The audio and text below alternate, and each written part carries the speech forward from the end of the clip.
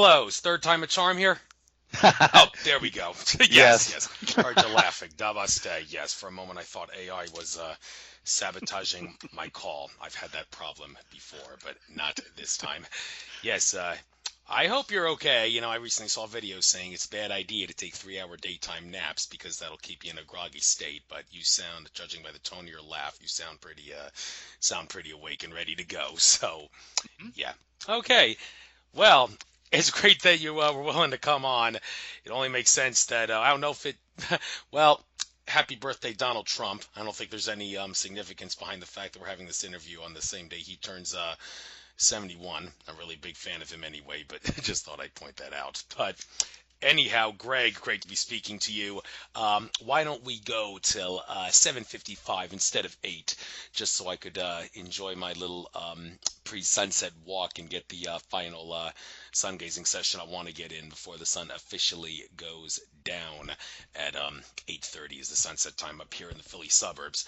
So, with that being said, I did prepare for this interview, listening to those two Facebook video things that you recently did. Learned a few things from that I did, Hmm. and I don't think we need to get into your life story. It seems like every Okay. guest I've had on recently have done that, but you've gone into that quite a Hmm. few times. Except for maybe we'll talk about the secret a little bit later on. But Okay. first, everybody seems to associate you with in 5D.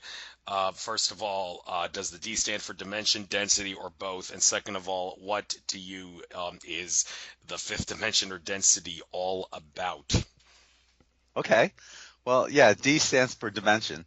And obviously, anyone that knows me knows that I got this galactic download back in 2008 when I was given the name in 5D by Universe.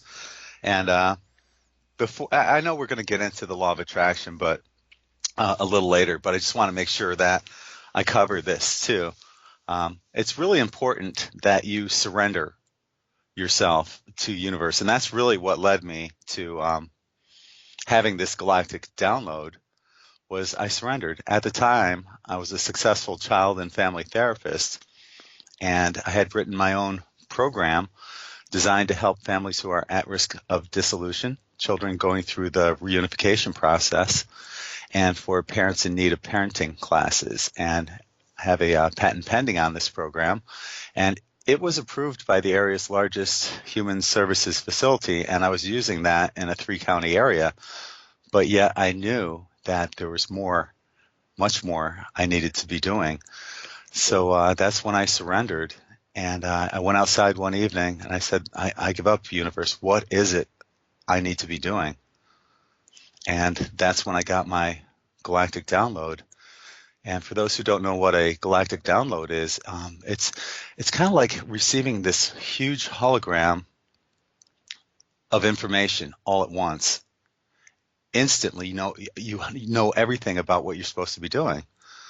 And but the problem was they said that I was supposed to be doing interviews and conferences, and I'm supposed to be doing public speaking. And I'm like, you got the wrong guy. I'm an introvert. And they said, no, you're the one. And now I realize why, because I've written several articles on N5D about introverts, and I'll put a poll at the end of the article. And I've found that over 85% of the people that read N5D are introverts. So basically, Universe was saying, you're going to be the voice of the introverts. And it makes sense, too, when you think about it, because introverts tend to go within to look for the answers, while extroverts are always asking everyone else, what do you think? What do you think? What do you think? But we go within, and that's part of the soul searching. And ultimately, what you find is yourself.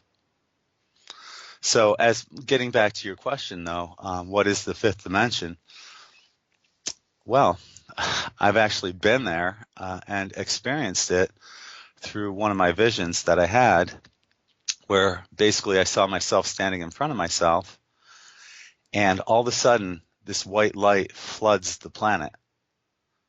And when that happens, and I'm not sure if that's a solar flash from the sun, something coming from the center of the galactic core, or what, but when that happens, the only thing you'll feel is unconditional love on a scale that you've never felt before. Now, anyone that knows me knows that my daughter is my everything. She's the most important thing on the planet. And as much as I love her, the love that you feel pales. And the only number, if I were to put a number on it, would be a million times stronger than the thing that you love the most. And I'm certainly underestimating the number that I'm putting on it. Also, another thing that you're going to feel is the lack of any third dimensional BS that we currently feel. All third dimensional worries and issues are cleansed. They're gone. The only thing you can feel is that love. You don't worry about any bad relationship you might be in or politics, religion. Alex Jones doesn't matter at that point in time. Sorry, Andrew. But that's where we're heading, and that's the kind of feeling that it is. So, to actually be blessed with not only the vision but the feeling of what it feels like, boy, I can't wait, honestly. And I think a lot of people are kind of sensing that it's impending. Now, I've never had any dates that I've been able to put on any dreams or visions or anything like that I've had. I do see things before they happen, and some things have already happened. This stuff hasn't happened yet. But this is one of the things that if you talk to anyone, everyone can sense that feeling of impending something. Something's going to happen real soon, but real soon is relative. It could be 5 years. It could be 10 years, but it's going to happen. And to be able to experience and feel that was amazing. So I'm very blessed to have these kind of experiences and to be able to share them with other people. And the funny part is, once I share them with people, you can go on the In5D YouTube channel or in5d.com and read about the 3 tidal wave dream I had, where the first 2 converge and the last one's like a cleansing wave. And so many other people have had these tidal wave dreams, but not only that, a number of people have had the dream of 3 tidal waves. So we're all riding this galactic wave of consciousness and pulling these memories from the aether where time doesn't exist anyway. So we've already done this. And that's one of my messages that I've been telling a lot of people, is that we're remembering that we've already done this. So I hope that resonates with a lot of people that are listening.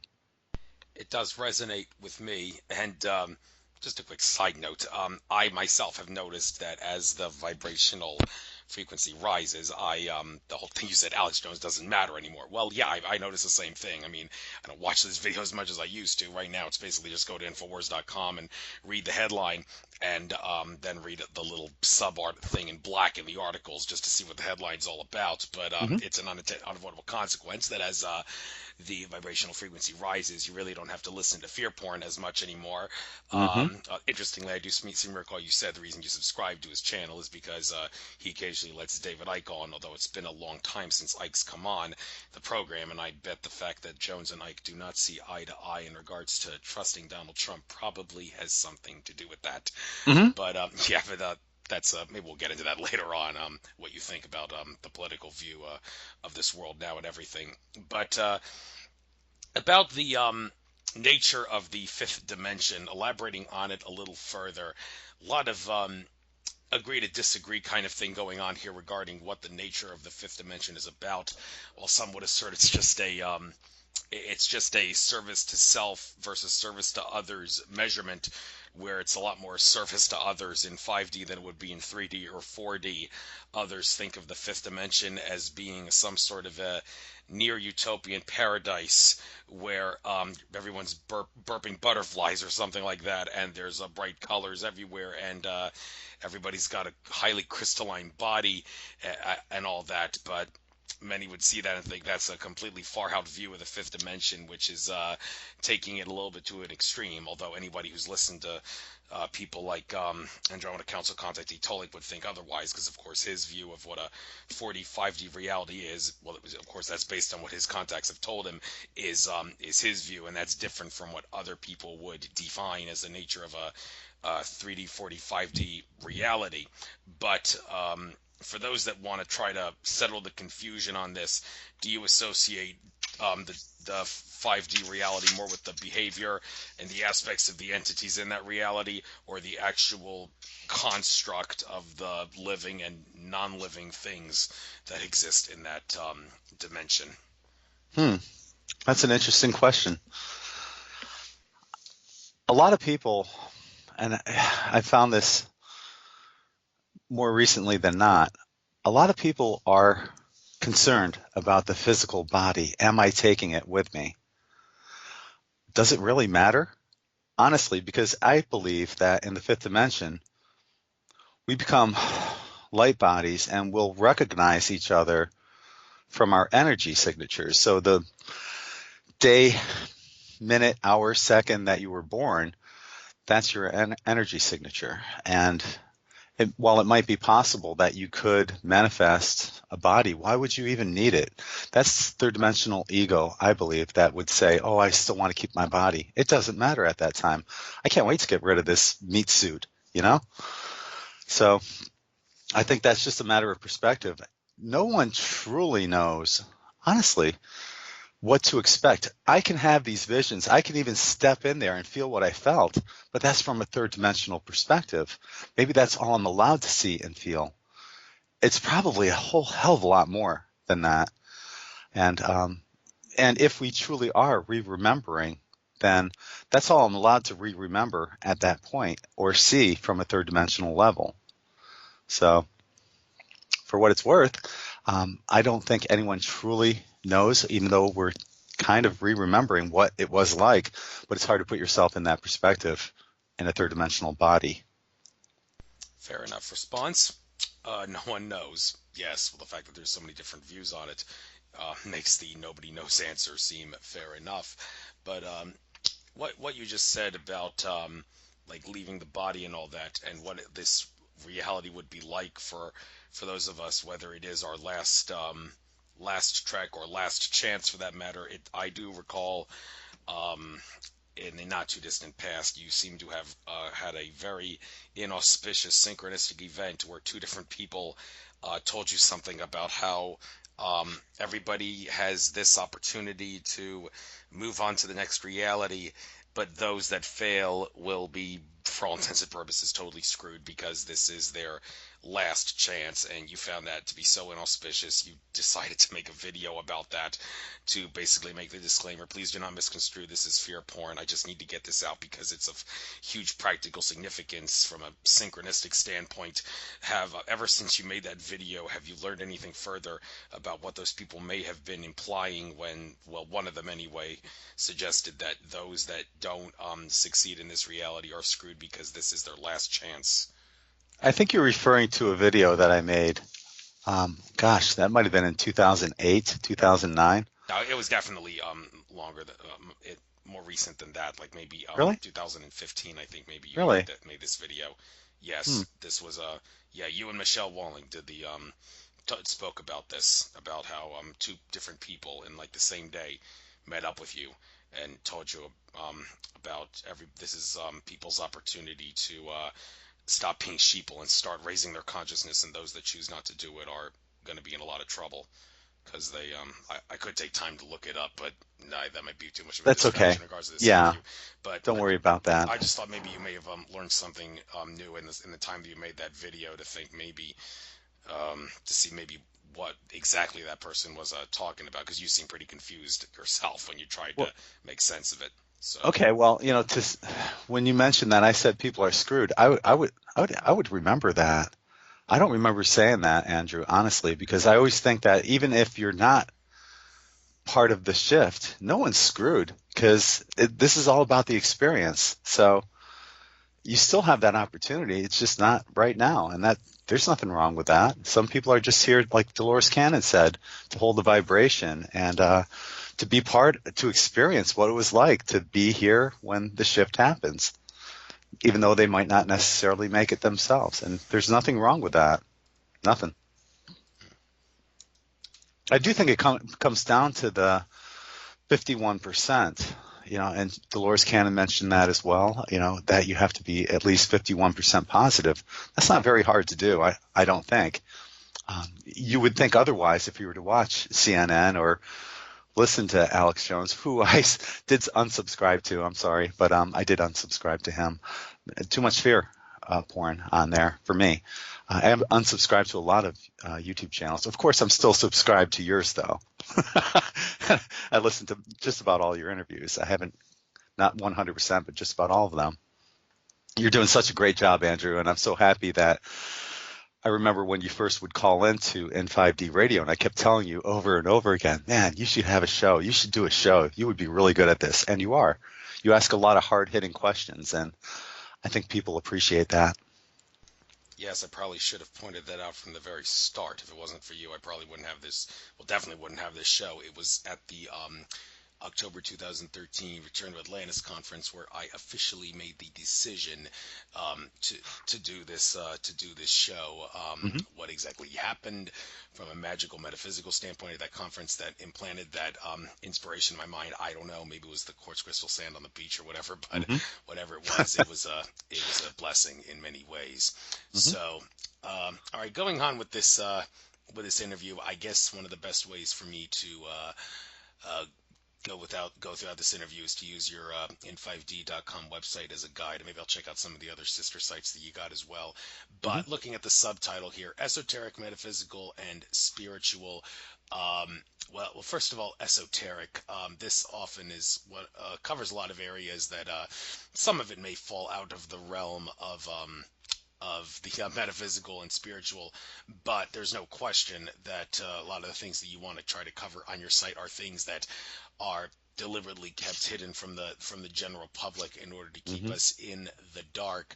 I do recall, Senior Call Michelle Walling saying that after you made that other site, Woo Woo Media or whatever it was, Mm-hmm. there seemed to be a lot of criticism for that because a lot of people seem to think that this stuff was out of their comfort zone. Although I beg to differ. I think Mm-hmm. it makes sense to research that stuff, but still to say it's out of your comfort zone, well, that's I think that's a little bit of a problem. And I'm going to get into that later on, by the way. But Okay.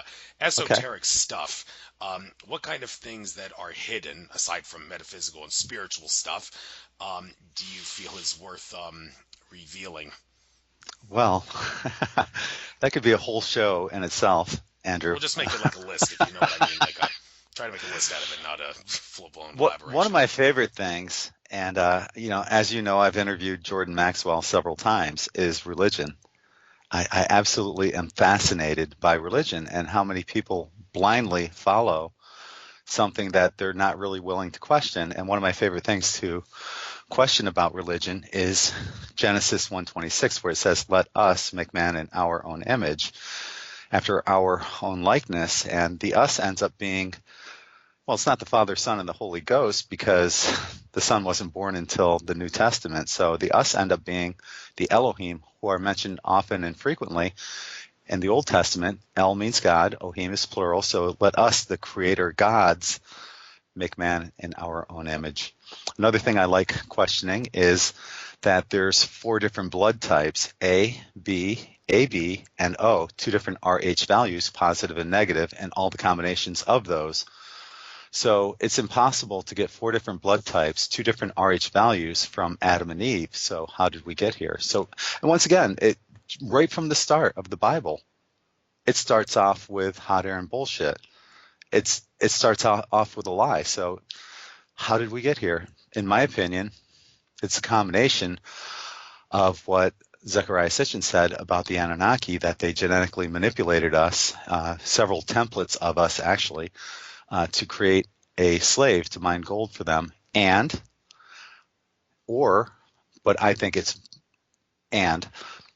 we were seeded here by various galactic star nations, and that would explain all the differences of race, ethnicity, blood types, RH values, everything. It makes a hell of a lot more sense than what the Bible's trying to tell us. Another thing about the Bible that I love questioning is Noah's Ark. How did Noah get animals that were not indigenous to his area, like polar bears and sea lions and penguins? He couldn't have. He didn't. It didn't happen. The one thing I do love about the Bible is that it's written in perfect astrotheological form, where it starts out with the golden calf, which represents the age of Taurus, and then the blowing of the ram's horn, the age of Aries. Jesus feeding the masses with 2 fish, the age of Pisces. And when Jesus told the man bearing the pitcher of water to go to the house, that's the age of Aquarius, which we're in right now. The age of it's an air sign, but it's the water bearer. So I think that's why people are having these water dreams, these flood dreams, tidal waves and stuff. It's to show us that we are in the age of Aquarius. Like I said, even though Aquarius is an air sign, Aquarius is the water bearer.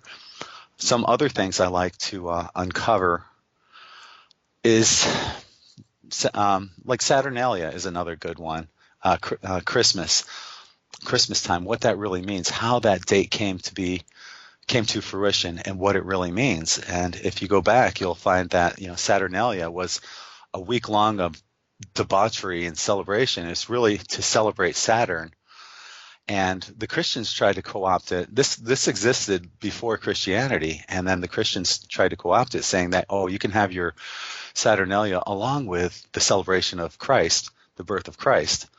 Well, if you do your research, which I have, you'll find that there were 9 other versions of Christ that preceded Jesus, and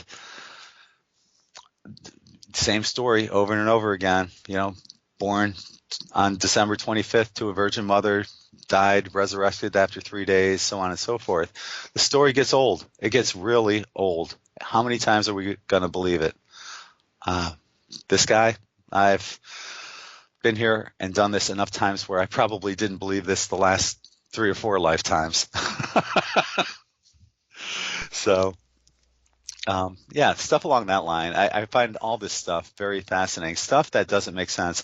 If it leads you down the rabbit hole and makes you ask questions, follow that intuition and look for the answers. These are just some of the answers and questions that I have, but I encourage anyone listening to question just about everything. And ultimately, what you're going to find is yourself.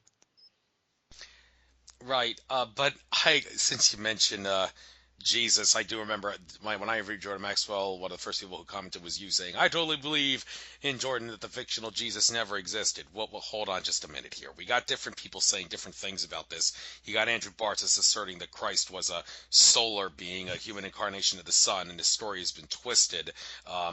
And you got people like Billy Meyer, the Pleiadian Nordic contactee, saying that there was this guy named Emmanuel who lived during the alleged time of Christ, who was the son of a man begotten by a Pleiadian Nordic extraterrestrial and an earth woman named Mary, and the story of Jesus is a fictionalized version of Emmanuel's life.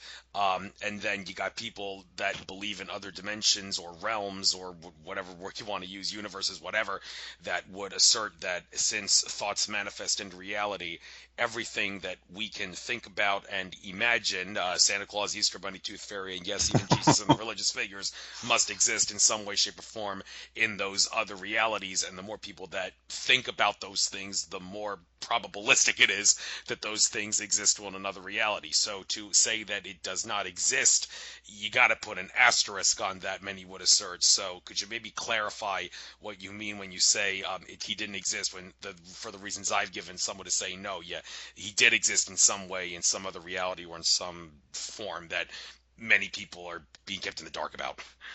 I'm not going to deny anyone else's beliefs or belief systems about Jesus. If they think he existed, well, that's their reality, and I'm not one to question anyone else's reality. But if you do your homework, in the words of Jordan Maxwell, you'll find that there was no Jesus before the year 325 AD, obviously after death of himself, but there was no historical evidence of Jesus existing.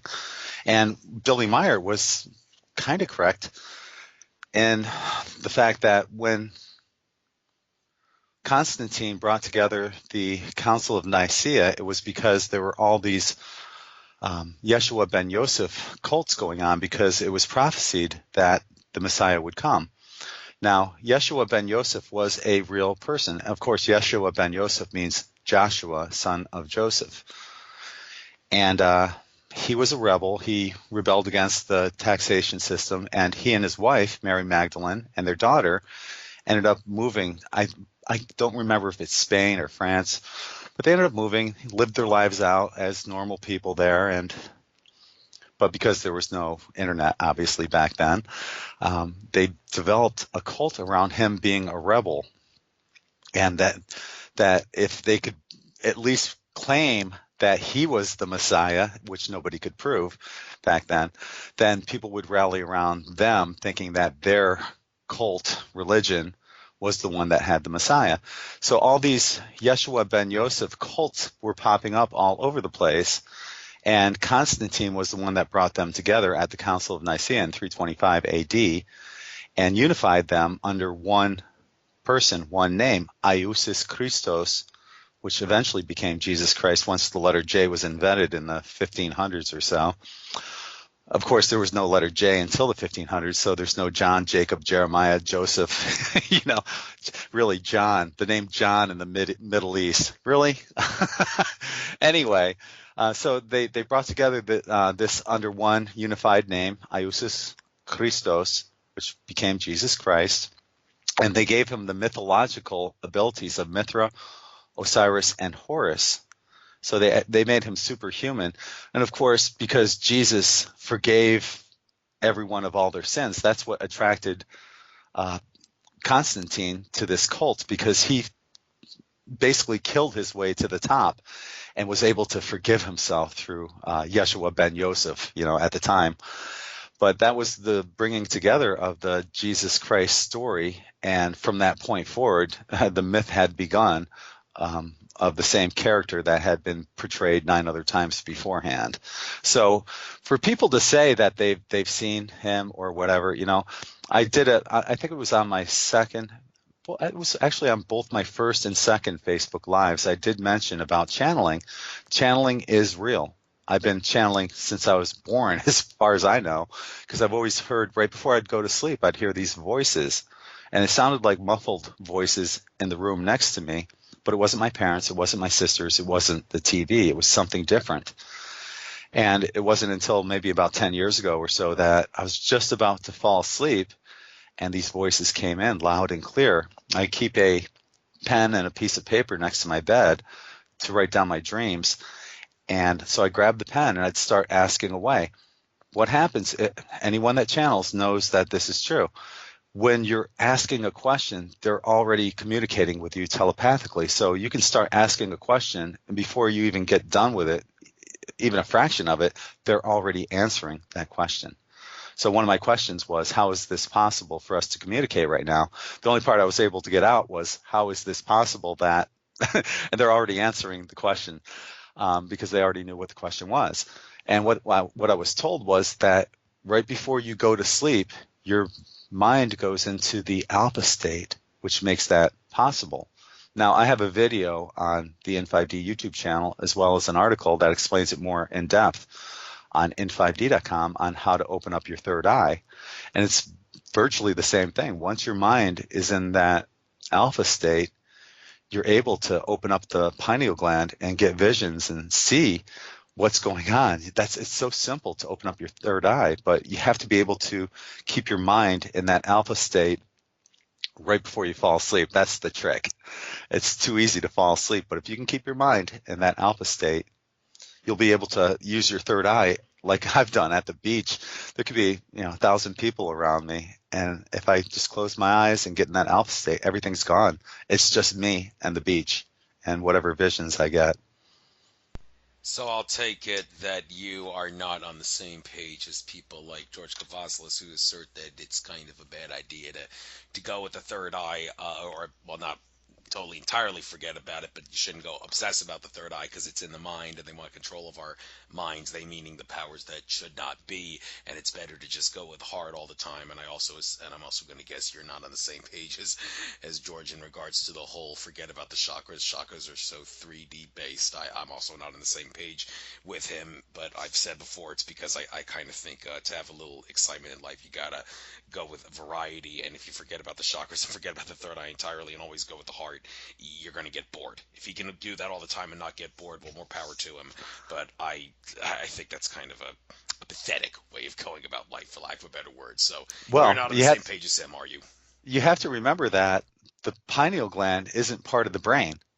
You know, so it's really not in the mind. You're tapping into the pineal gland. It's separate. It's individual of the brain. It just happens to be in the center of, and basically almost encased around. So I think it's a great idea to go into that because you get visions of things that you may not know or have seen. Now, getting back to what I was talking about channeling too, a lot of people are channeling Jesus and Mother Mary and all these archangels and stuff like that. And many of them are getting wonderful, beautiful messages, but I don't put those out on N5D for a reason. A good friend of mine, she channels, and she was channeling Mother Mary, and Mother Mary gave her all this wonderful information. She told me about it, and this stuff would come true, you know, as time progressed. And finally, Mother Mary said, "Go kill yourself." So, I mean, all these, I think that it's these, you know, a lot of times these entities that we put all of our energy into, you know, these archangels, Jesus, Mother Mary, and so on, they're co-opted by maybe artificial intelligence or negative entities. They present themselves as these beings and then end up misleading people. And I've seen this time and time and time again where people end up getting misled. So I don't trust many of the Jesuses that are out there. And, you know, just be careful. If you're going to channel and you're really channeling, if you're channeling like what I'm doing and you're hearing the voices and you're getting these messages, just be really careful. And you can unplug the channel. What I did was I started listening to metaphysical videos at night that would drown out the voices. And eventually I just intended for them to stop, and they stopped. Now, what I didn't mention too is that I asked these beings, where are they from? And they told me Zeta Reticuli Quadrant Z. And I thought, okay, this is hot air and bullshit. This is like 10 years ago. I had no idea that there was even a Zeta Reticuli. Of course, now everyone knows about Zeta Reticuli, I think. But I thought it was hot air and BS. And I looked it up on Google, Zeta Reticuli, and sure as hell it was there. And so it is real. Channeling is 100% real. You just got to be careful. Now, I was never misled by anything I was told through the channeling, but it's similar to having an out-of-body experience or lucid dreaming. I've always been really curious about astral projection. And, you know, when I was young, I bought a book on astral projection when I was 12, and I never learned it back then. But one day, I think it was in 2011 or 2012, I said, okay, today's the day it's going to happen. And I lay down, I get all comfortable, and I start leaving my body. I get about maybe 4 or 5 inches out of my body, and the phone rings. I did the cardinal sin of having a distraction still turned on. And the phone rang, and immediately I came right back into my body. And I thought, okay, that's a sign. I am not supposed to be doing this. And I never tried it since then. Lucid dreaming is another thing. You know, I've talked to so many people that lucid dream, and they say that when they lucid dream, they can't go back to normal dreaming the way we dreamt beforehand. And that's where I get a lot of visions about stuff that hasn't happened yet. And I don't want to be able to go in there and interact or command or control that. I need these visions just the way they are so I can relay them onto other people. So that's another thing. Now, what you were saying, too, about George Kavasilis, I love George. I've interviewed him several times on N5D radio, and I love everything he says. I don't necessarily agree with everything he says. The one thing I definitely disagree with is to remove your chakras. I don't think that's a good idea. And I'd be curious. I'd like to actually see him do a presentation because I can see auras. And if he still has an aura, he never removed his chakras. So I'd be really curious to see him live and meet him. I'd love to meet him anyway. He's just such a really good person. But I don't think you can honestly remove your chakras, and I don't think you'd want to. Now, there's other things too. A lot of people are spending a lot of money on getting energy implant removals and stuff like that. And I guess, you know, some people, you know, if your vibration isn't high enough, if you haven't grounded yourself, maybe you need that. But I find that as long as you have a high vibration and you're grounded, they can't stay in your body very long. And even if they can, they can't affect you. So to me, it's a waste of money for somebody like myself. I'm not saying that they're not actually doing that. They probably are. They're probably removing all this stuff from a lot of people. But if your vibration is high and you're grounded, you'll be all right. You'll make it through it. They can't. I don't think they can stay within your body longer than 24 to 36 hours. So if you can make it through a day and a half, you'll be all right. Thank you. And since you mentioned staying grounded, that was one of the things you mentioned in your one of your Facebook things about how you think some people just aren't grounded, and I think you were picking on Lily Erling Kosalova for Yep. that. I interviewed her, pretty good interview, and I think she, in general, seems to know what she's talking about. To suggest that she's not grounded seems kind of hard to believe, considering she's always obsessing about loving your planet and spending a lot of time in nature. But then again, grounding, many would assert, is an art. It's not as simple as just stand barefoot on dirt, or if it's too cold outside, use a walking stick. Well, no, there's a lot more than just that you got to do to stay grounded, and many people don't realize what that other stuff you got to do to master the art is. Well, if you're so big on it, what are the things you got to do to stay grounded, to really, really, truly stay grounded? Well, first of all, with in regard to Lily, if you're grounded, you're coming from the heart center. You're not going to be attacking people. So that's the first key, the first warning flag, the signal that somebody's not grounded. And I have the entire conversation saved. I took screenshots of everything before I ended up blocking her. But and I really, really hate, I dislike saying anything bad about anyone. But when she publicly did that to me, I actually had to say something at that point. And I really don't like doing that. I live by the motto of taking the high road. If you don't have anything nice to say, don't say it at all. And this has happened with other people, and I'm not going to mention their names, but I had pulled their material off of M5D. But with Lily, I had to actually come out and call her out because she was making a complete fool of herself, as far as I'm concerned, totally ungrounded in her thought and rationalization, and definitely not coming from the heart center. So while you may profess certain things, you can tell if somebody's grounded or not. Where were we going with this, Andrew? All right. Well, I guess we could switch gears and do another. Well, because I think you just answered the question. It's come from the heart center and Oh, don't yeah. get in your face about criticizing other people, get in other people's Not just faces about that. it. Not just that, too. What I highly, highly, highly recommend, I keep getting these messages from my guide, source, universe, 5 things that are so important. Obviously, grounding, keeping a high vibration, love, gratitude, and forgiveness. 5 things that I keep getting over and over and over again. That'll make the world a better place in itself. But one thing I highly encourage, I do what I call a walk of gratitude. And you can learn more about this on n5d.com. Just go to the upper right-hand corner, type in walk of gratitude, Gregg, Gregg, and you'll find the article where I really go into depth about it. And what I do is when I go to the beach, and you can do this anywhere, it doesn't matter where you are, and I'll actually go through exactly what I say on my walk of gratitude. So there's a beach wall on Siesta Key. You were down there on Crescent Beach with me and a bunch of other people at our last conference here in Sarasota.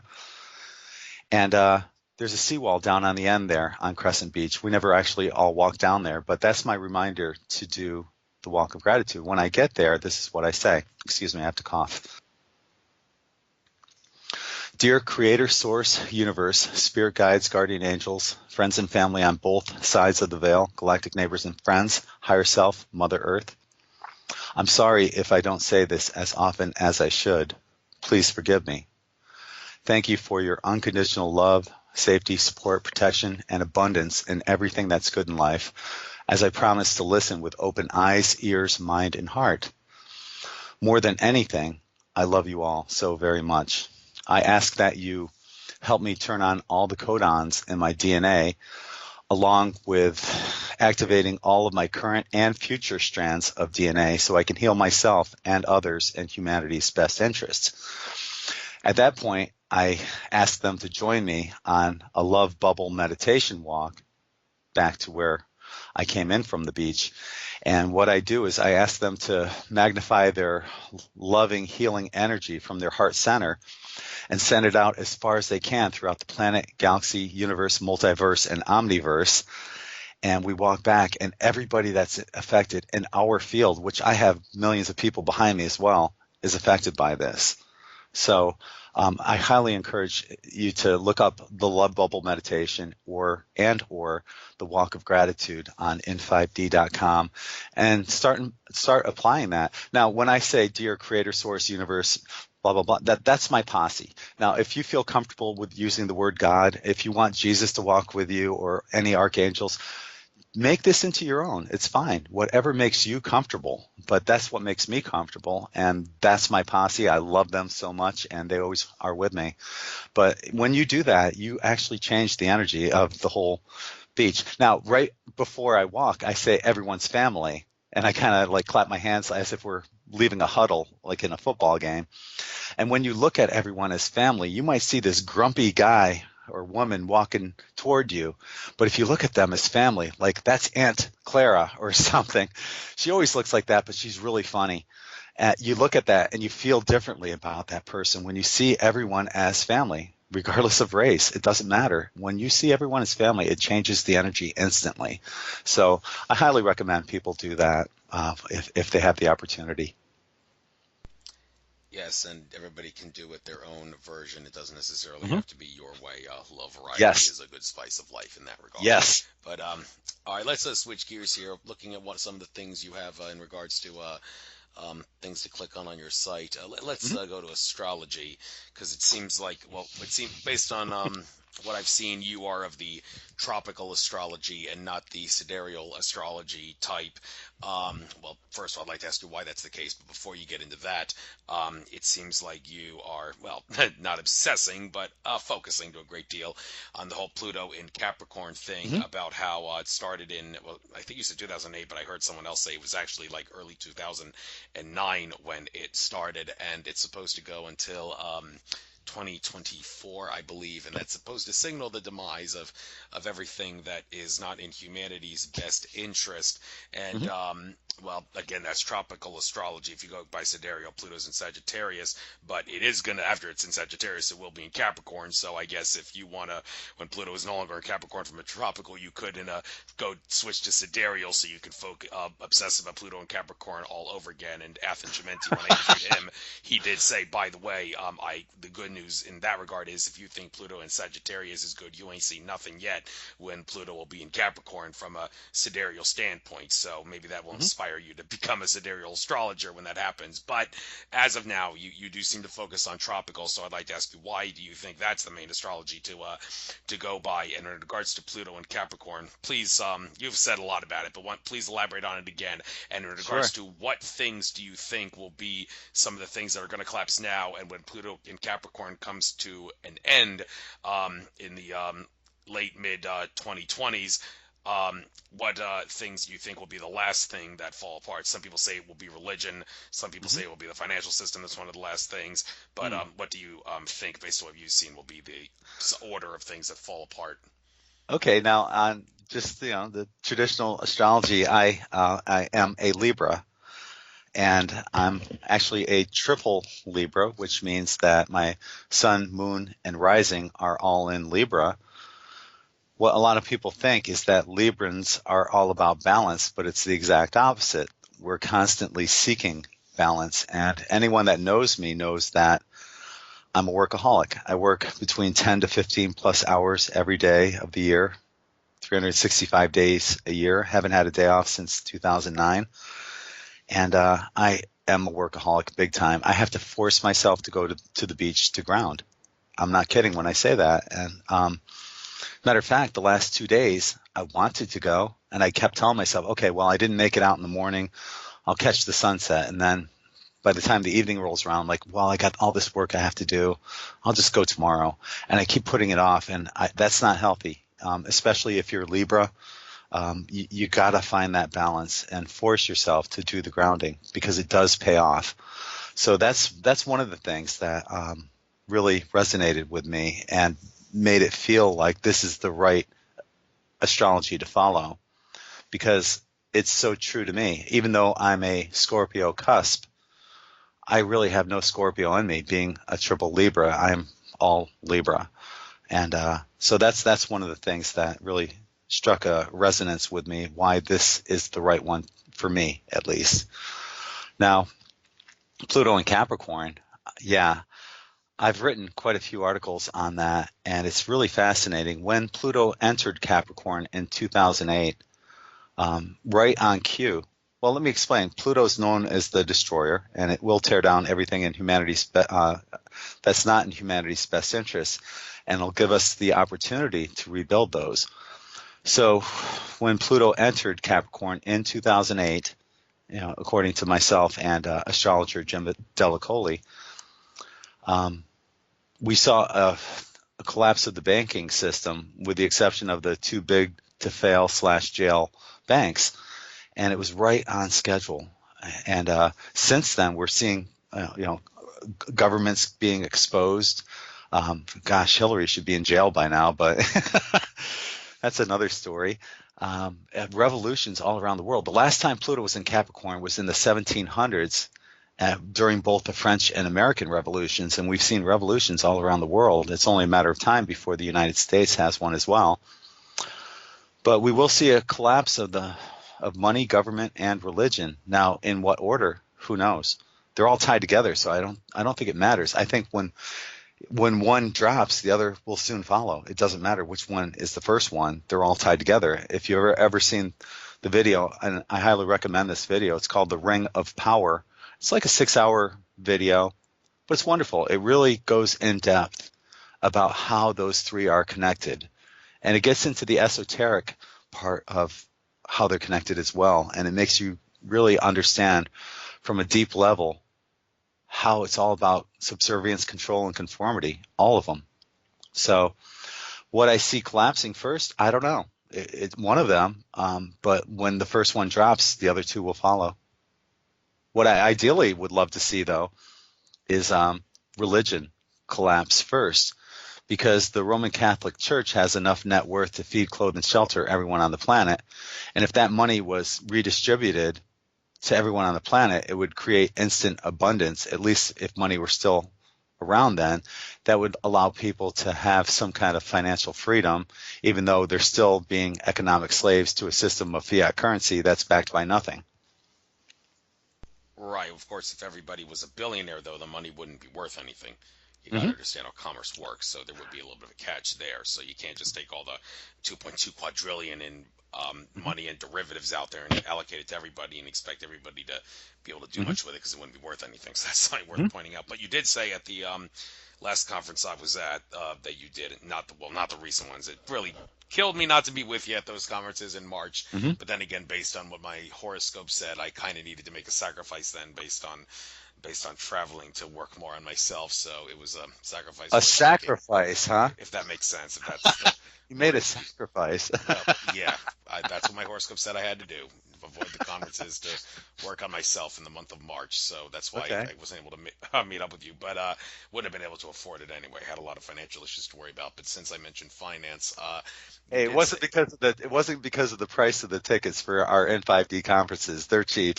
well, no, it would any conference I wouldn't have been able to go for the same reason. So it wasn't Right. your price. But since I Yes. mentioned this money and all that, you did tell me at the last conference that I was at that you think that the reason we haven't gotten to the gold standard yet and abolished the Federal Reserves, you think the good guys and not the bad guys are holding back the global currency reset, RV, whatever you want to call it, because among other things, it would be too much of a shock to the system, and it would Mhm. cause America to end up like Venezuela and Zimbabwe, and they don't feel that it's in the best interest for them to do that, because not everybody is like me and has like $2,000 worth of storable food and gold and silver to buy the new currency when it comes Mhm. out. So that, are you standing by that assertion?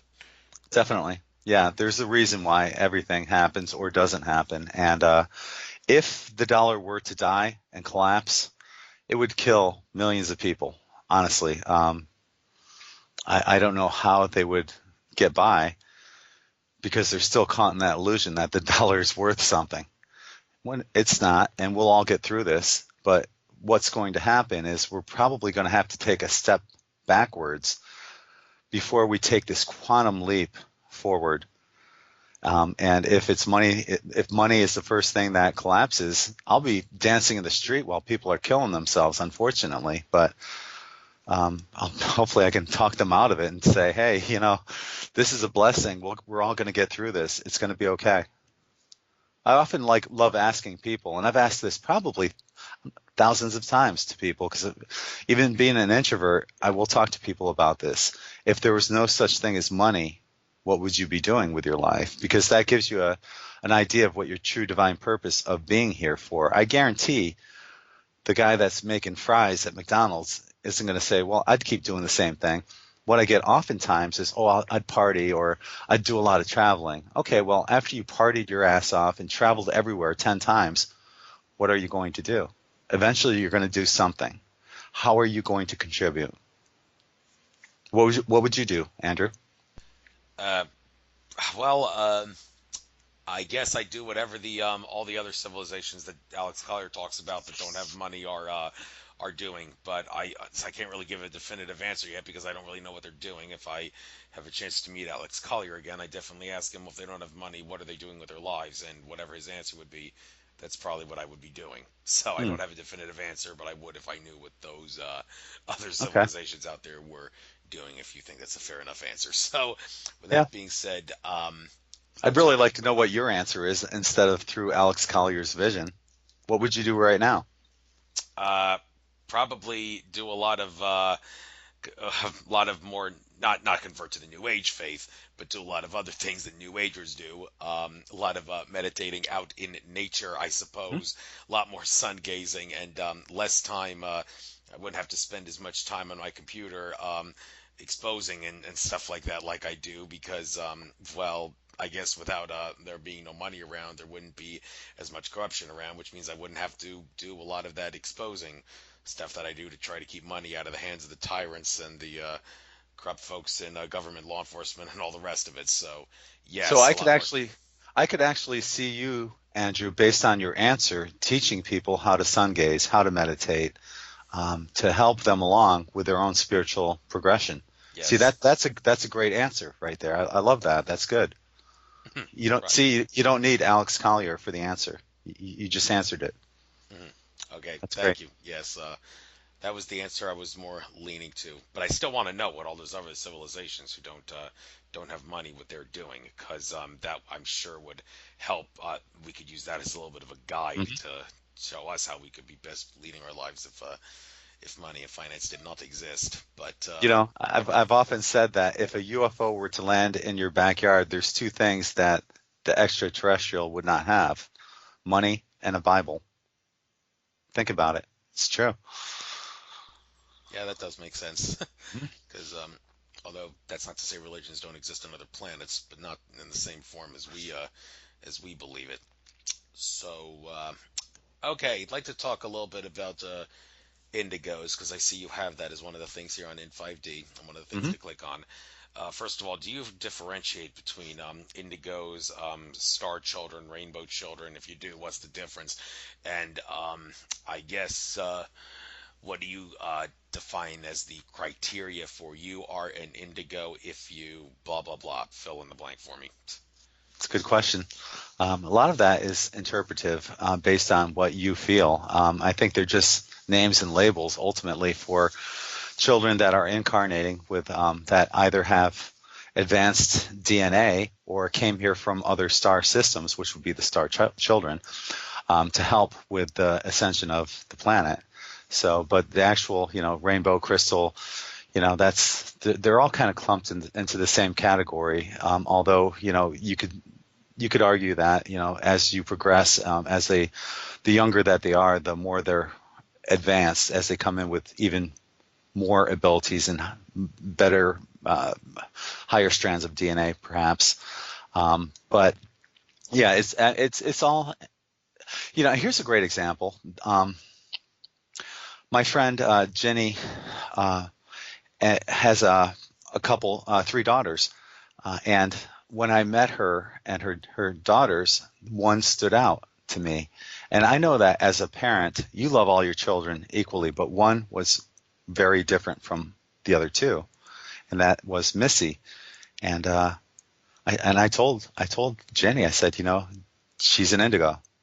And as it turned out, Jenny and Missy both, after Jenny's youngest child, passed on in October last year, they both started channeling their Jenny's daughter, and Missy started channeling her sister through automatic writing. And I knew that was her gift. That's why she's here, to help people through her sister on the other side of the veil. Now, they have a website. It's called metamissy.com, and I helped Missy build that website. And they have a lot of great articles on there. So if you have the chance to check it out, do it, because it's a fascinating story that they tell. And, so sometimes you can just tell. You just know when you meet kids or see people, you know that there's something special within them. And those are the ones that are here to help.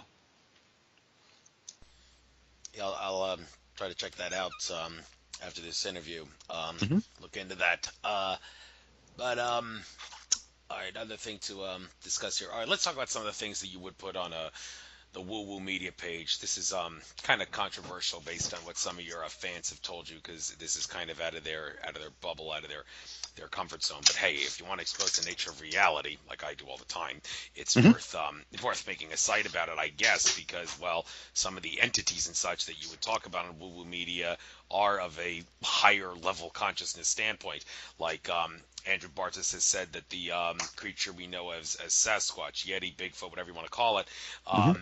it's just, well, that is not true of all of them, but many of them are just higher level consciousness entities that are temporarily incarnating as an ape-like elemental creature in order to wake humans up to the fact that paranormal things do actually exist. And I'm willing to bet the same is probably true with Nessie the Loch Ness Monster and Champ the Monster in Lake Champlain and any other sea monsters that maybe people have seen out there. And also with ghosts, like what is a ghost? I've heard different tales, different points of view on this. There's the whole pop culture thing about ghosts having some sort of unfinished business, and the reason they're a ghost is because they have unfinished business that they got to take care of, which prevents them from crossing over.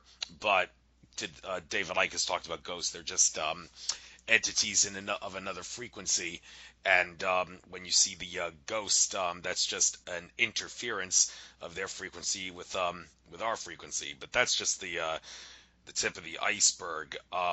When it comes to other creatures that would fit in the woo-woo media, what based on your knowledge, what do you have to say? I'll give you the floor to talk about this. This take as long as you need, and also, by all means, could you maybe explain why some people feel that this is out of their comfort zone? What is it about it? The comfort zone part might be that if you are afraid of these beings or entities, then there's really something within yourself that you're afraid of. It's not necessarily those beings, but it's something within that scares you. So I can understand that, and maybe part of that is facing the unknown, that brings people out of their comfort zone. And which, when I sage my house, I ask that all negative entities leave immediately. Only those of the highest vibration of truth, love, and light are welcome here. You see, I do welcome those beings that have the vibration of truth, love, and light in my house. They're welcome to stop in anytime, manifest right in front of me. I would love that, and they have. But there's times where you also, everyone listening, I'm sure, has had that experience where you've been in a house or had an experience where you knew something negative was in the area.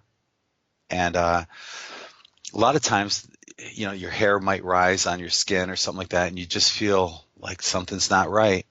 This energy that I'm feeling is coming from left field. I don't like this energy. A lot of times, it'd be easy to send that to Smudge and just to tell them that they're not welcome there. But what they're really probably trying to ask for is that you help them. So the first thing I would do, once you're comfortable with this, of course, is to help transmute them, send them back to the light, tell them that it's okay. You might feel like you're earthbound, but you don't have to be here. Look up, follow the light, go back into the light. It's my understanding that the false light construct has been disabled. I'm not sure. I can't prove it one way or the other. But even if it wasn't, worst case scenario, you come back again, and you still will have that chance to keep moving forward. But you're not going to move forward if you're stuck here as an earthbound entity. So either way, tell them to go back to the light, and it's okay, and send them back with love. And that's what Woo Woo Media basically is. It's touching on the paranormal more so than anything else. But we do also cover a lot of UFO stuff and sightings and stuff like that too, which shows that we're certainly not alone, even though many of them could well be, government UFOs that we know have been going on for probably decades. But it's just pushing people maybe sometimes a little out of their comfort zone, but to ultimately find themselves. So just like in 5D, and anybody that's truth seeking, I highly encourage question everything, because when you question everything, chemtrails, GMOs, 9/11, right down the line, ultimately you're really questioning yourself, and what you're going to find is yourself, and it's a beautiful process. So and it makes things totally at ease. For example, I play in several fantasy football leagues in upstate New York. I've been watching and following football all my life. Now, the interesting about football and any sport is it's based on the divide and conquer principle. It's always my tribe against your tribe. It's, divide and conquer. It's fans that are going against each other, and for no stupid reason. Even look at some of the names in the NFL, the Tennessee Titans or the New York Giants. Are they really saying that, or are they saying the Tennessee Anunnaki or the New York Elohim or something, And it's always the traditional sense of divide and conquer. Dallas versus Washington or Kansas City. If Dallas is playing either of those teams, it's Cowboys versus Indians. But when you see things from that view and understand that, okay, I see the game that's being played with inside the game, that it is about divide and conquer. You look at sports from a different perspective. And so for me, football, the NFL football, American football, is nothing more than a distraction that I welcome, because as a workaholic, I look for things that will actually distract me. And for one Sunday during football season, if I'm distracted by football, thank you, universe. Because I'm a workaholic. Get me away from work just a little, and I'm happy. And I'm still happy working, and I love doing what I do, but I'm a workaholic. I need to have other distractions outside of work. Yes, I think football on Sunday is a good way to take a 3 hour vacation if you have a very hectic life. I Hmm. do follow the same principle, but um, wanted to mention about the whole comfort zone thing, about how some of that paranormal stuff does get people out of their comfort zone. And I see this as a little bit of a hindrance to the awakening of humanity when there are people, particularly in the spiritual community, who insist that not strictly New Age they are, but just don't really want to say anything negative. One of the best examples I can give of this was when I was at Andromeda Council Katati Tolik's conference in Arizona this past October. One of the speakers was Stuart Swerdlow, and he caused a lot of bad vibes at that Mm. conference relative to other speakers, talking about things like a false alien invasion being staged. And he said something to the effect of, "We do not have a prayer," and Tolek went out of the way to issue an apology because he was told that a lot of people got uncomfortable with that. But I sent Tolek a message myself telling him, you didn't have to make a fool of yourself with that apology. The only people that owe an apology analogy of the people in the audience at that conference who couldn't suck it up and face what Stuart Swerdlow has said and not feel uncomfortable about it, because as far as I'm concerned, those people are a hindrance to the awakening of humanity in the same way that sheeple who refuse to wake up are a hindrance to humanity because they can't bear listening to stuff that is outside their comfort zone, albeit they're not awake, they're sheeple, but they're kind of on the same spectrum as all those people who are spiritually awake because they get uncomfortable because stuff is out of their comfort zone. And oh my God, I hate to say this with you on the air because I know it probably means a lot to you, very close to your heart, and a lot of people who are very close to her may want to kick me in the nuts after I say this, but the fact is, not being able to put up with that kind of stuff can be not only a hindrance to the awakening of humanity, but can be a big blunder from your own awakening standpoint and also your own health standpoint. Someone that you know very well and I knew very well, our dear friend, the late Helene Lipson, she took this whole thing to an extreme. Like when we had that conference in Los Angeles, I told everybody, bring your iodine with you because of the radiation from Uh-huh. Fukushima, and she flat out deleted my post, and she and Claudia Miller were really bitching at me at the conference saying, please don't say anything about Fukushima or any of that other stuff that you like talking about because it's going to make people uncomfortable and all that. And Helene would very often when she was doing some shows when people were talking about chemtrails, GMOs, and all that other stuff that people like Alex Jones and Fear Porners like to talk about, she would say, this is making me feel uncomfortable and all. Well, maybe I'm off my hinges when I say this, but I got a feeling that had Helene Lipson learned a little bit of discipline and learned not to get uncomfortable listening to that stuff, she may have been able to overcome her cancer and she'd still be alive today. That may be a strong thing to say, but maybe I should stand by it because, hey, if you're not being able to handle listening to really hard, serious stuff, that shows that you're not being as strong as you can be, and maybe that was what kind of sealed her fate. Am I off my hinges, or do you think maybe I got a good point here when I say that people like her need to suck it up and learn some discipline listening to some stuff that makes you uncomfortable? Well, I mean, you're definitely entitled to your opinion, and I know that as a stage 3 cancer survivor, um, I was probably the first person that she came to and asked me for what my opinion was. Now, I sent her to Darcy Hotchkiss, who does pure bioenergy healing, and she was getting good results with that. But Darcy told her, you cannot do any medication while you're doing this. And as a matter of fact, the tumor in her chest was shrinking while she was seeing Darcy, but she went back to the medication and it just unhinged everything that was positive. So she had an opportunity to beat the cancer. Now, getting back to my cancer in 2007, having a stage 3, usually when it hits stage 3, it's terminal. And I kind of view it like you're traveling down the highway and you have all these exits, and everyone listening has probably had at least one exit point where they might not be here today. Okay, so that and I guarantee you've had that too, Andrew, where you had some life-changing experience where a fraction of a second difference made all the difference in the world, and of us having this interview today and you not being here. So that was one of my exits, was in 2007, and I beat it. I knew I would. Funny thing is, having a stage 3 cancer, they wanted to do chemo and radiation. I said, no, just cut it out. That's it. that cut it out. Send me on my merry way. And I haven't had any relapse of cancer since then. But what it ended up being, I had the cancer on the right-hand side of my body. It's a melanoma, and on my lower part of my back, and I have this probably 8-inch incision scar back there from where they removed it.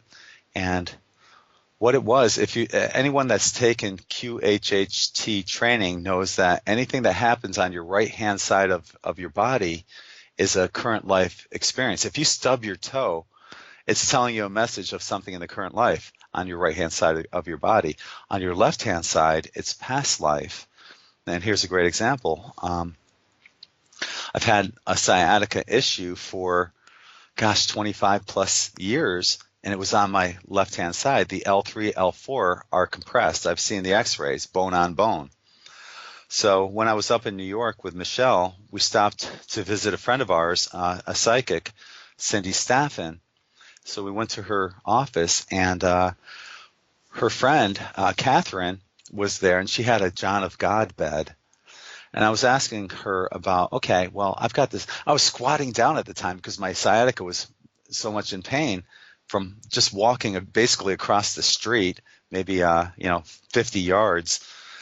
And I was squatting, talking to her and saying, okay, what does this John of God bed do? She says, well, it basically cures anything. I'm not sure if she used the word cure or heal, but, as a, a holistic healer, you got to be careful about the words you say. I said, well, what about sciatica? She said, sure.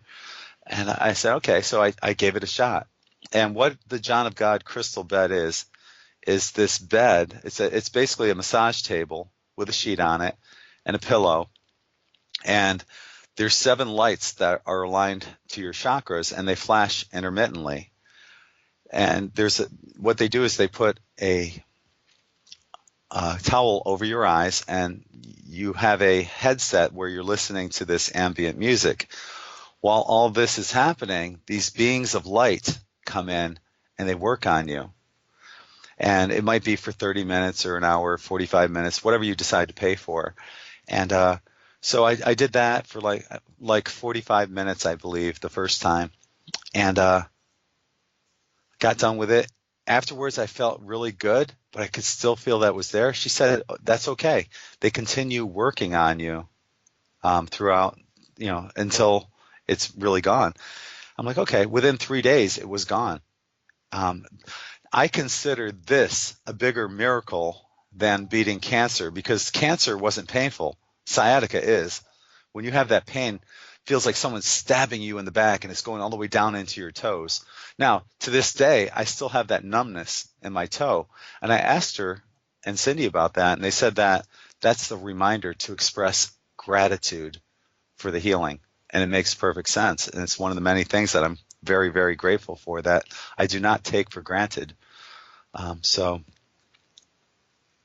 All right. Well, interesting you point out about things on the left have to do with past life. I don't know if you saw the comment I put on your um, presentation that you gave at that conference, but I did say, wait a minute, is this really true? Because if you remember at the Sarasota conference, I asked that lady who was channeling that kid who committed suicide, mhm. um, Kim Babcock. yeah, why is there this pain that I'm getting in my right quad on an on and off basis? And she said it has something to do with past life coming back to haunt you. And if you remember, that night was the night of a full moon, and we all went to the beach. And then I asked for this to be cleared, past life stuff to be cleared, specifically the quad pain. And then ever since that day, the pain in the quad never came back. So that does seem to Wow. fly in the face of what you said about past life stuff coming from the left side, or more specifically, fly in the face of what whoever told you that is true. So is it reasonable to say maybe mine was just an exception to confirm the rule, because it's not set in stone that it's always going to be left side is past life and right is present? Can there be exceptions? I'd imagine there could be exceptions, but I would think that there is still something that was in your current life that needed to be healed as well, that got healed that day. Okay, I'm fair sticking enough. with that because, from my experience, the cancer was on the right-hand side of my body.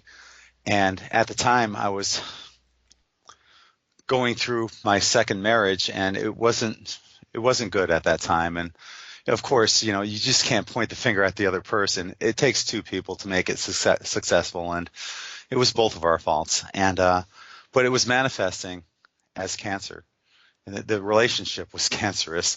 And I have obviously since divorced and moved on, forgiven, sent her love. This is a great thing, great story too about ex-wife number 2. The day I left, I went for my walk at the time I was living in Apollo Beach, and I went for a walk there. I found a vase in the water, and I cleaned it up, and I put shells in there. I filled it up with shells, and each shell I put in that vase, I put the energy of send my ex-wife love, healing, compassion, strength, and would put that into the vase and filled the vase up. And when I got back to the house, I gave it to her and said, and I told her that if you ever have a day where things just aren't going right and you just want to, escape or get away, take a shell out, make a wish, and return it back to Earth. And the last I knew, a couple of years ago, she still had the vase. I don't know if she still had all the shells in it. There might have been a few shells missing by then, but she still had it, and that was pretty cool. And ironically, I remember that's when, during that marriage, at the end of my marriage with her, I watched The Secret, which changed my life, as everyone knows. And I was so excited about it. And when I told her about it, she said, "Well, my mom read the book, and she said it's a bunch of spiritual mumbo jumbo." But you have to know that my ex-wife and her parents are from Arkansas, and they're deeply religious. So, of course, they're not going to see things from a metaphysical standpoint. And anyone that knows me since then has seen exactly where the law of attraction has brought me, and it's brought me everything. And I couldn't have been happier. But it also brought me away from her. She's since remarried, and I'm so happy for her. That's part of the process is when you release someone, if you're going through a relationship, forgive them. That's huge. And you only have to forgive them once. And remember to forgive yourself as well. That's it. One time, according to Dolores Cannon, you only have to go through forgiveness once. So forgive them and mean it. Send it from the heart. Because when they do their life review, they're going to see that too. They're going to see their life through your eyes. And even at the most trying times, you're putting out love and forgiveness. So that's huge. Please do that. Forgive. It's one of the major points that I've been telling. One of the 5 major points is, like I said beforehand, and it's worth repeating.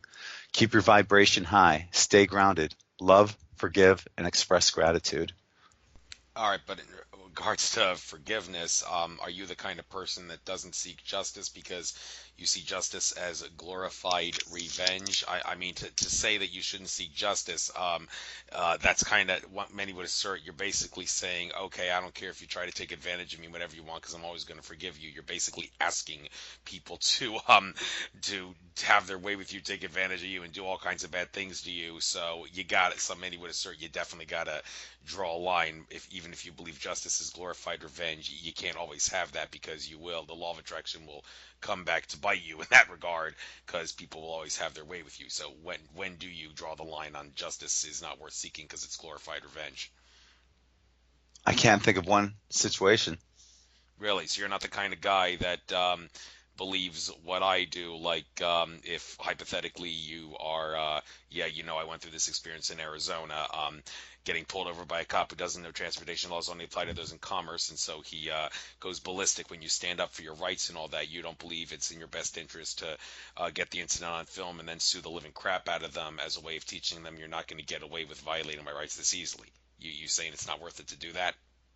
Not for me, no, but I respect anyone that feels that that is their path to follow. Ultimately, if that's something you feel that you need to do and to expose them, I think that that's great. I love the truthers that are out there that are exposing these crimes, but eventually you get to that point where what are you exposing? You're exposing yourself. You're exposing your own vulnerabilities. And like I said, all this truther stuff, I love every truther out there. I greatly appreciate everything they're doing. But what you're doing is finding yourself. And eventually that's what's going to happen. You'll find yourself. And a lot of this stuff really doesn't matter. The only thing that matters is love. The only thing. Yeah, fair enough. It's the only truth. Everything else is illusion. Since you Yes. mentioned The Secret, the one major flaw with The Secret, well, aside from the fact that it's kind of new agey, I mean, a lot of the stuff they said is true, but they left out a few important things. One important thing they left out is the whole thing about destiny tuning, where you have to, like a radio sending out a transmission, you got to radiate out frequencies that will allow for the law of attraction to work. So you got to tune yourself to be able to do that. among other ways to do that, listening to subliminal audios, which contain subliminal messages of sorts that will unblock things in your subconscious mind that are acting as a block to keep the law of attraction from manifesting. That's one thing The Secret did not really talk about. But with that being said, what are some destiny tuning methods that you may that I'm sure you utilize to make sure the law of attraction will work to its fullest potential? Andrew, I think a lot of people are overthinking the process. And we tend to do that. Our monkey minds get the best of us, and I'm certainly guilty of that. A friend of mine, I love her dearly. My one of my co-hosts on in 5D radio, Kendra. Her little monkey mind is going a million miles an hour, and she's constantly questioning things and overthinking stuff. But of course, she's a Virgo, and Virgos have a tendency to do that. Not all Virgos, but she will overthink things a lot. So, and I think the same thing's going on here. It's too simple, really. What you put out comes back. That's it. You put out love, it comes back. You put out gratitude, it comes back. And then not only does it come back, it comes back like tenfold or more. It's so simple. The example I've used a million times, and I've got so many pictures. Every time it happens now, I stop and take a picture. Is when I go to Crescent Beach on Siesta Key. There's only like 25 parking spots there. And I always intend that I'm going to get one of the first 3 parking spots. The Secret has you intend that you'll find the 1 parking spot. But, if universe is abundant, I'm asking for 3 and I'll have my pick of them. So I do that. And here's another great example of what I'm saying.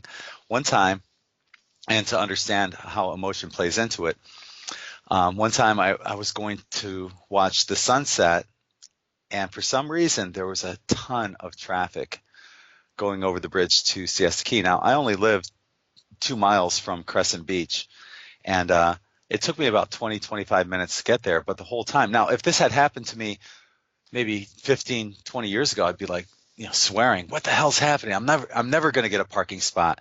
Well, that's part of the universe. It's indiscriminate on what you put out there. I'm never going to get a parking spot. Your wish is my command. But this time, knowing how the law of attraction works, I knew that there was a reason why everything was slowing down, why it took that long to go 2 miles.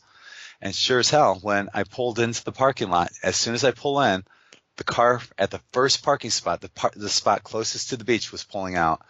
And of course, the first thing I'm going to say is thank you, universe. So when these things happen, especially when things don't seem like they're going your way, and it seems like universe is working against you, it's not. And they are going your way. And everything is happening specifically for a reason. Universe is always guiding you to your ultimate life purpose and spiritual destiny. Pay attention to the signs. It's so simple. Don't get upset over the little things like getting caught in traffic. Know that universe is conspiring to please you. Universe wants to please you. It's making sure that everything is falling into place. But once you get into your mind and out of your heart, and you start thinking, oh God, look at this traffic, I'm never going to get a parking spot. Well, then once again, it's also it doesn't care whether you're putting out positive stuff or negative stuff. Universe is going to please you. If it thinks that I'm never going to get a parking spot is going to please you, then your wish is their command, and that's what's going to happen. So just stay in your heart when you're using The Secret, and know that you're always being guided in the right direction. No matter what happens in your life, it's always leading you in the right direction. Right, right. What I wanted to ask you about, you say you use things to clear out the negative energies out of your house. Are you sure you're not wasting your money with that? Because I seem to recall Michelle Walling interviewed Daniel Teague. I interviewed him too, and Mm-hmm. before he came on my show, he admitted on the show that he did scan my home for negative energies, and he cleared them. I would have to think that he did the same thing to your property when Michelle Walling interviewed him. And if that's the case, then he would have also put protection around your property in order to prevent negative energies from coming back. So if you are using like smudging and things like that to keep negative energies out, well, you're kind of wasting your money, because you don't have to, because Daniel Teague already did all the work for you. So do you still think maybe it is in your best interest to continue doing smudging and all that for other reasons, or have I just convinced you I don't need to waste my money on that anymore because No, Daniel Teague did all the work no, for me? I totally disagree. Every time you go out, say you go out to get gasoline, you're picking up the energies of the last person that touched the gasoline gas pump. You go to the store, you pay for something in cash, you're getting money back.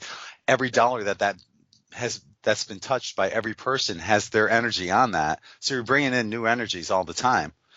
If there's a point in time where you feel you need to smudge, I highly recommend doing it.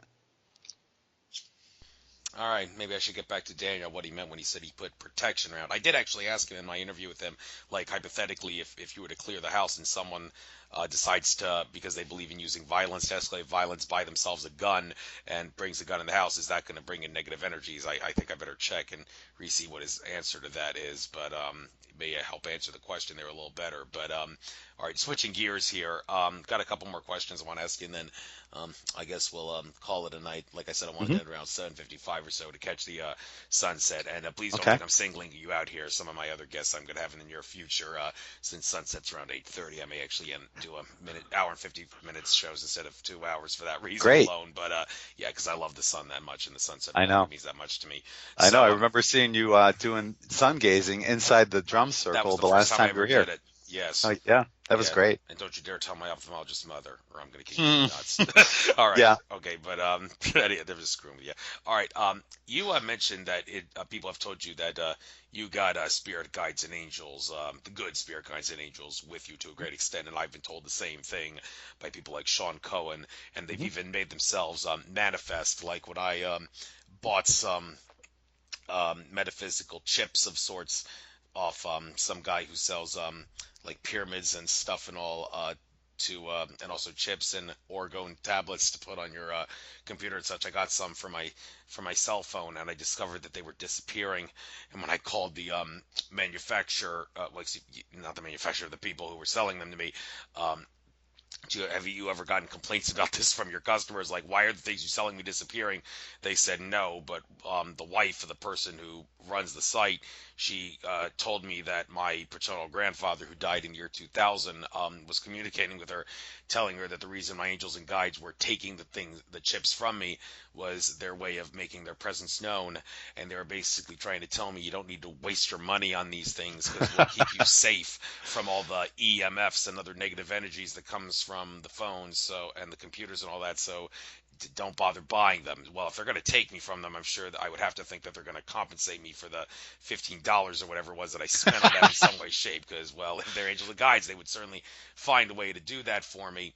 But my point is, the angels and guides, they're with me, and I've even been told by this lady who has the ability to read souls at Tolek's conference this past October. She told me, whatever it is that you're doing in life, make sure you keep doing it to your fullest potential, Andrew. I checked your soul. You are protected.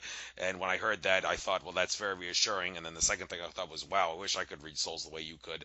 But Hmm. nonetheless, it was pretty reassuring to hear her say that to me. And well, if my soul is protected in the sense that the evil powers that be are not going to try to kill me in order to stop me, if that's what she meant, then I would have to think the same would definitely be true with you, with all the stuff that you've done with within 5D. But when you hear people say things like you got a lot of spirits, guides, and angels from higher levels of consciousness watching you, protecting you, and guiding you, what can you take away from that aside from reassurance? Well, guaranteed. I think, well, first off, apparently your angels and guides are kleptos. Okay, why do you say that? Well, I keep taking your orgonite. That's funny. Anyway, I know that, I've been told by Sean and Rachel Kirkland and another psychic that I have the largest, what I call posse behind that they've ever seen. There's literally millions and upon millions of people behind me. And I wonder how many other people also got that same galactic download but didn't listen to it to build in 5D, because I'm sure, just like the tidal wave dream, when I put it out there, there's like 10 or 12 people that had the same dream of 3 tidal waves. So I'm sure other people had to have had that galactic download that I got, saying, okay, you have to build this website.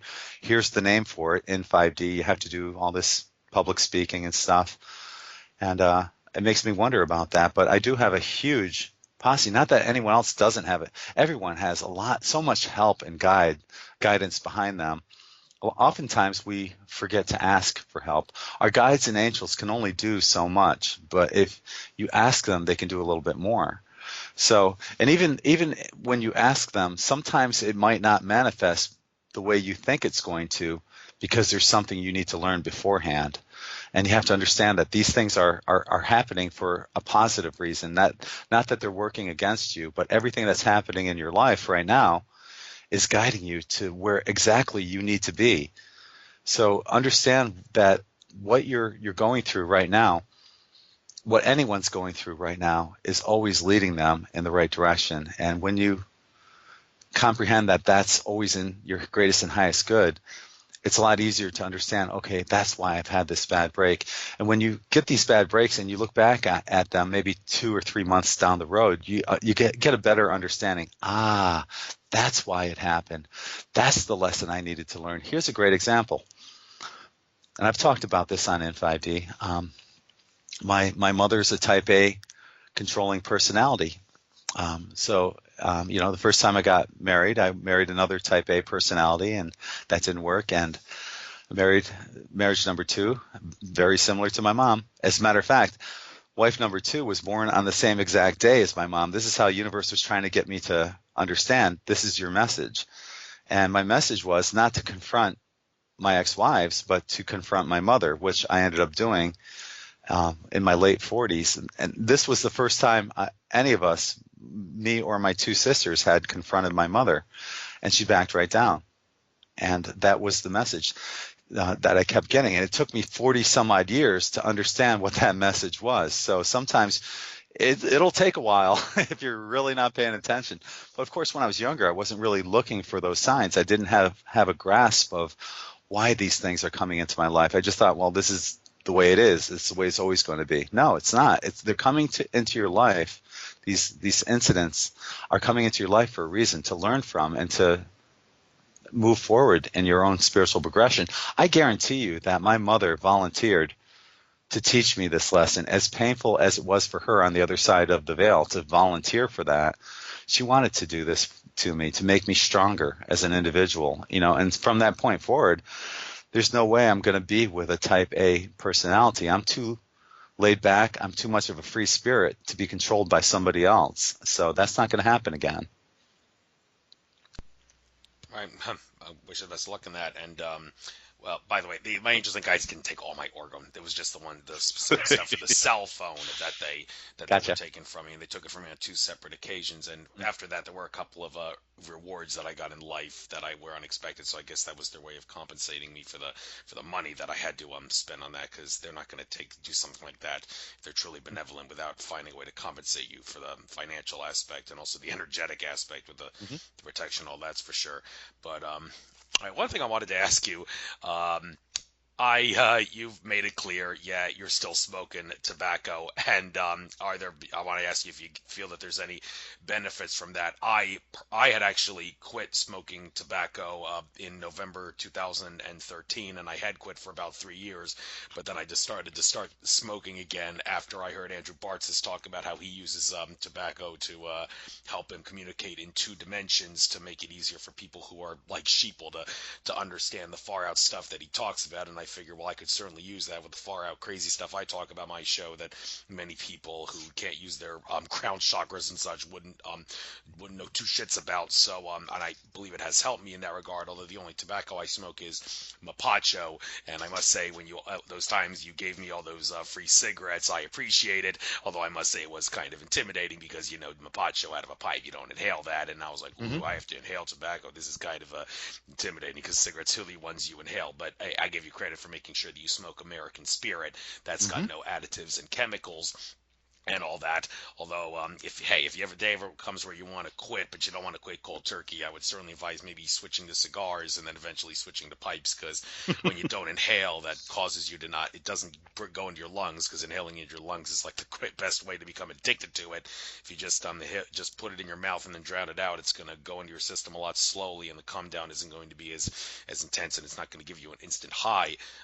Like it's going to be a calm, nice, gradual high and all that, a nice gradual come down. But since you are of the tobacco smoking variety, do you actually feel that it has actually done you some benefit to use a substance like that? Because after all, there are shamans in this world who don't use tobacco recreationally; they use it as an entheogen, a shamanic inebriant, which is Hmm. not recreational use. So, do you see a good benefit from it since you're a smoker? I wanted to ask you. Well, to my fellow smoker, yeah, I do actually. There's many times, and I know this is probably a crutch and it might be an excuse, but I've been smoking since I was 18 years old, and but I know that there's times where I just have to walk away from work to have a cigarette, and that's just universe saying, "Okay, get away from work. You're a workaholic." It gets me away from work. Of course, when I walk away from work and have my cigarette, I'm also thinking, okay, I read an article about this. Wouldn't it be a good idea if I did an article on that or something? Or some inspiring message will come to me while I'm having that cigarette for an article to write. So it gets me away from work. It gives me ideas of things to write for on N5D. And, of course, like I said, it could be a crutch. Why can't I just walk away? I know I can't because I'm a workaholic. It's not that easy to walk away from work. But when you need that cigarette, it makes it a lot easier to walk away.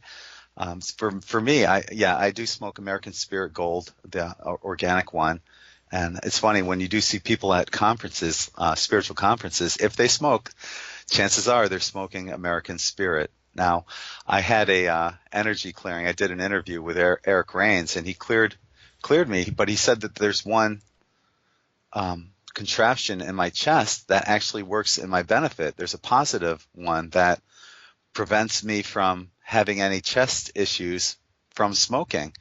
And I found that really ironic because, like I said, I've been smoking since I was 18 years old. Anyone that knows me, girlfriends, Michelle can tell you that when I wake up in the morning, I don't have that smoker's hack. All throughout the day, I'm not hacking at all. There's no smoker's cough. There's no, raspy voice from smoking for so long. And smoking doesn't affect me. It has no negative consequence on me as far as I know. I'm not coughing up phlegm and all that stuff. So to me, it does provide a wonderful outlet to get away from work, and gives me inspiration to write other articles. So I'm grateful for smoking. I'm not encouraging anyone to smoke, obviously, but it works for me. Yeah, and I would say the same. Mapacho, of course, my tobacco of choice. I call it Tobacco Zilla. That's the kind that some ayahuasca shamans will occasionally put in their Hmm. ayahuasca. I wanted to take an ayahuasca, but I really wanted to go down to South America this this year. But I found out the time I could go down would have been the same time as that solar eclipse in August, and my brother who lives in Charleston, who recently had a baby, which makes me Hmm. an uncle, going to go down there and see the solar eclipse. Oh yeah. With that being said, one final question on your your first Facebook thing. You did mention something about some person talking about that solar eclipse in August 21st. I Hmm. believe it is going to be visible all across America. Could you maybe just take a couple minutes here briefly to explain what you think the significance of that eclipse will be? Um, Honestly, that's a great question. I don't have a. I wish I had a great answer. I don't have answers for everything, obviously, and that's one I don't have an answer for. But the video was from Allison Coe, and the previous video that she put out was talking about one of her clients. Allison's a QHHT clinician, and she gets messages from her clients, and her clients have been talking about these three tidal waves of energy. And according to one particular client, she said that this one that's coming up during the solar eclipse is another big wave. She's calling this wave number two. Mm-hmm. Now, as I mentioned in my in my dream, I saw these first two waves converging, coming together. So I guess it would be possible for this wave to come together with the other wave if you think of waves as concentric circles and dropping a pebble into still water. It's going to go to the center and then come back out again and then merge with all the other waves that have came in. So it's possible it could be that. I'm not feeling it is, but because you will know the whole world, it'll be undeniable when these two waves meet together, it's going to change everything. So if that's the case, I really hope it is. That's only a few months away. I'm not feeling that that is the one that's going to change everything. I really, really hope it is, but you know, I don't know when that's going to happen. I have no dates. So, but it is something. It's going to be powerful, and I'm hoping that it does cause major transformations. I'm putting that intention out there. Mm.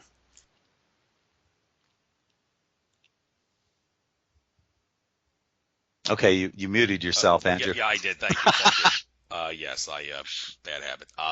Hope it will have a nice transformation on me when I see it.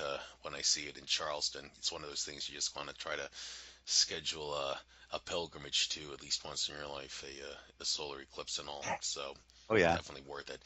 Um, so that being said, guess I'll bring this interview to a close. It was very, very exciting. Glad you overcame your introvert fears. Not that you had any, but you did. I do. Yeah, okay. Well, you've definitely overcome them to a very, very great extent. It hasn't shown in some of your recent interviews that you've done. I don't really sense any butterflies in your stomach, even though you've said you had them. So keep up the good work. I'm sure you'll overcome those fears over the course of time to the point Look where at we my can leg tapping while I'm doing those Facebook Live, and they're still there, Andrew. Oh, Trust me.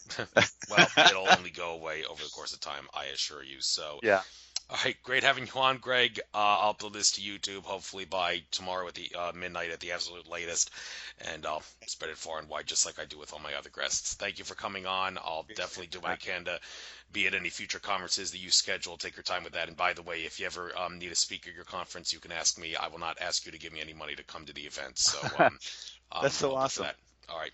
So, Well, before you let me go, first of all, I want to say congratulations to you for becoming an uncle, and for anyone that's listening, please. I started doing Facebook Live streams on my Facebook page, so just go to Gregg Prescott, start following me, and join in on these. We're getting a lot of people. I think the first video that I put out a couple days ago got 10,000 views already. So join in. I'd love to hear from everybody there. And if not, please visit my websites, in5d.com, bodymindsoulspirit.com, and woowoomedia.com. thank you, and the best of luck to you. Take care now. Thank you, brother. All Namaste. right, take care. Namaste, bro.